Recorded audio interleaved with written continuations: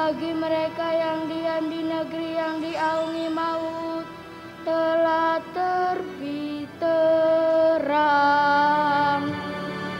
Haleluya, haleluya, haleluya.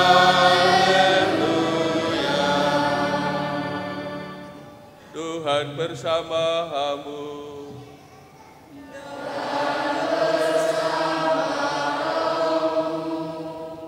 Inilah Injil suci menurut Markus.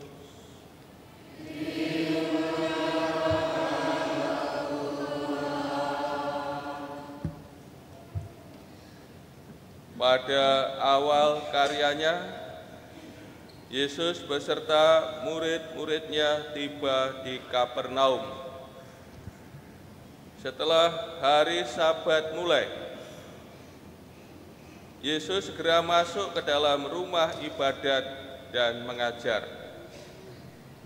Orang-orang takjub mendengar pengajarannya, sebab ia mengajar mereka sebagai orang yang berkuasa, tidak seperti ahli-ahli Taurat. Pada waktu itu di dalam rumah ibadat mereka ada seorang yang kerasukan roh jahat. Orang itu berteriak, "Apa urusanmu dengan kami, hai Yesus, orang Nazaret? Apakah engkau datang untuk membinasakan kami? Aku tahu siapa engkau, yang kudus dari Allah." Tetapi Yesus membentaknya, "Diam, keluarlah dari dia." Roh jahat itu mengguncang-guncangkan orang itu, dan sambil menjerit dengan suara nyaring, roh itu keluar dari dia. Mereka semua takjub, sehingga mereka memperbincangkannya. Katanya, "Apa ini? Suatu ajaran baru? Guru ini berkata-kata dengan kuasa. Roh-roh jahat pun ia perintah, dan mereka taat kepadanya." Lalu tersebarlah dengan cepat kabar tentang Yesus ke segala penjuru di seluruh daerah Galilea. Demikianlah sabda Tuhan.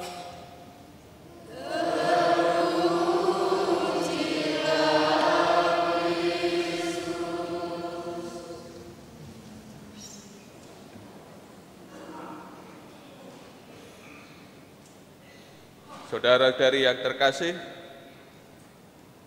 pada awal karyanya, berita besar yang disampaikan oleh Tuhan Yesus, kerajaan Allah sudah dekat, bertobatlah dan percayalah kepada Injil. Bacaan ini seperti yang kita dengar, sabda ini kita dengar dalam minggu yang lalu. Ini berita yang disampaikan oleh Tuhan Yesus. Ini sabda yang dikatakan oleh Tuhan Yesus berkaitan dengan kerajaan Allah, sudah dekat, sudah datang. Tuhan Yesus tidak hanya mengatakan, namun memperlihatkan bahwa kerajaan Allah sudah datang.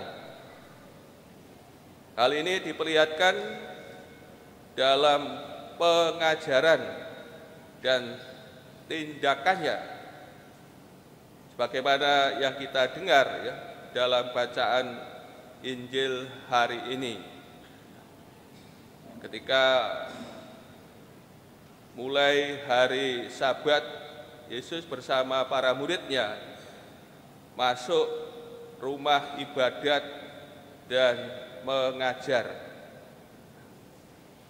Markus tidak menampilkan isi ajaran Tuhan Yesus.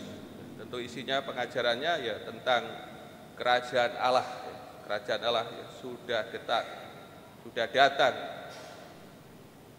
Dan lebih perhatian Markus soal reaksi para pendengar terhadap ajaran Tuhan Yesus. Orang-orang takjub mendengar pengajarannya, sebab ia mengajar mereka sebagai orang yang berkuasa dan tidak seperti ahli Taurat. Tuhan Yesus dalam mengajar menggunakan kuasanya sendiri, tidak meminjam dari siapapun. Hal ini berbeda dengan ahli Taurat dalam mengajar, ia tidak menggunakan kuasanya sendiri, namun mereka meminjam dari otoritas Taurat Musa atau dari rabi Yahudi yang lain untuk menjelaskan ajaran mereka. Ini perbedaan yang dilakukan Tuhan Yesus dengan ahli Taurat dalam mengajar. Tuhan Yesus menggunakan kuasanya sendiri, otoritasnya sendiri dalam mengajar. Ini tidak pengajaran Yesus yang penuh kuasa. Kemudian ditampilkan selanjutnya tindakan Yesus yang penuh kuasa ketika di rumah ibadat itu ada seseorang yang kerasukan roh jahat. Orang itu berteriak, "Apa urusanmu dengan kami, hai Yesus, orang Nazaret?" Ini roh jahat ini melawan Tuhan Yesus, menentang Tuhan Yesus. Kalau kita perhatikan ada 3 hal yang disampaikan oleh roh jahat. Pertama, umpatan Pertama, roh jahat ini mengumpat, "Apa urusanmu dengan kami, hai Yesus orang Nazaret?" Ini umpatan roh jahat. Para saudara, umpatannya bagaimana kira-kira? Ngumpat itu bagaimana ya?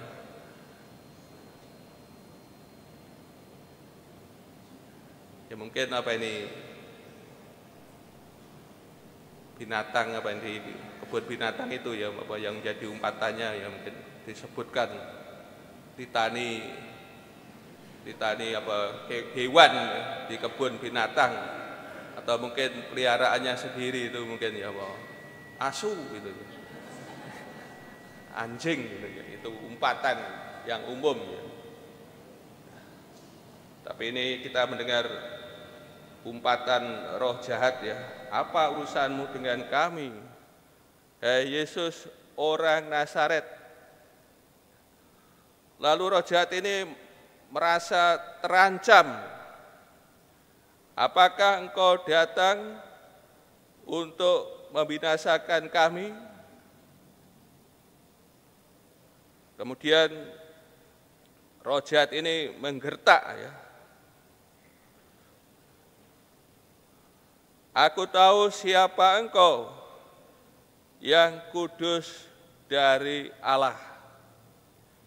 Ini roh jahat ini membongkar ya rahasia Tuhan Yesus ya, rahasia tentang perutusannya dan juga jati dirinya ya. Tentu tujuannya roh jahat ini untuk ya melemahkan Tuhan Yesus. Namun para sekalian kasih, ini Tuhan Yesus ya, dengan keras berkata kepada roh jahat ini, minta ya supaya ia keluar, diam, keluarlah dari dia. Ya, tentu apa yang dikatakan roh jahat bahwa Tuhan Yesus yang kudus dari Allah itu benar. Namun belum saatnya ya rahasianya ini dinyatakan ya. Rahasianya baru secara nyata jelas dinyatakan ketika Tuhan Yesus wafat di salib. Disitulah ya dinyatakan soal jati diri Tuhan Yesus.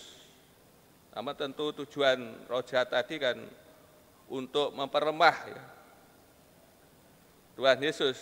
Namun Tuhan Yesus yang lebih berkuasa ini minta ya supaya roh jahat ini keluar. Dan secara dramatis roh ini keluar dengan mengguncang-guncangkan orang itu. Dan sambil menjerit dengan suara nyaring, roh itu keluar dari dia. Saudara-saudari kasih, kemudian reaksi orang yang melihat kejadian ini menjadi takjub. Apa ini? Suatu ajaran baru. Guru ini berkata-kata dengan kuasa. Roh-roh jahat pun ia perintah dan mereka taat kepadanya. Kemudian berita ini tersiar di seluruh daerah Galilea. Tuhan Yesus yang menyembuhkan orang yang kerasukan roh jahat menjadi bukti nyata bahwa kerajaan Allah sudah datang. Ya, wujudnya adalah kuasa-kuasa kegelapan dikalahkan. Sekarang yang meraja di muka bumi adalah Allah dan bukan roh kegelapan, roh jahat. Berkat kedatangan Tuhan Yesus, kekuatan kegelapan dipatahkan dan dikalahkan. Maka penyembuhan orang yang kerasukan roh jahat ini menunjukkan kebenaran bahwa kerajaan Allah ya sudah datang. Saudara yang kasih, melalui sabda Tuhan ini ya, mengajak kita untuk takjub dan percaya kepada Tuhan Yesus. Takjub saja tidak cukup, namun mengajak kita untuk mengimani Tuhan Yesus bahwa Dia yang kudus dari Allah, ya, Dia Mesias, Anak Allah, dan firman-Nya mampu membebaskan kita dari kuasa kegelapan dan dosa. Maka sabda Tuhan ini mengajak kita untuk senantiasa datang kepada Tuhan Yesus, mengimaninya, percaya kepadanya, dan tentu ya, kita tidak lagi ya, atau beraba dalam kegelapan, ya, tidak menggunakan jasa kegelapan. Nah, ini jasa kegelapan, pergi kemana-mana atau golek pesugihan dan sebagainya, ya, menggunakan jasa kegelapan. Namun mengajak kita untuk senantiasa datang kepada Tuhan Yesus, percaya kepadanya, mendengarkan firman-Nya, dan senantiasa melaksanakan apa yang disabdakan kepada kita.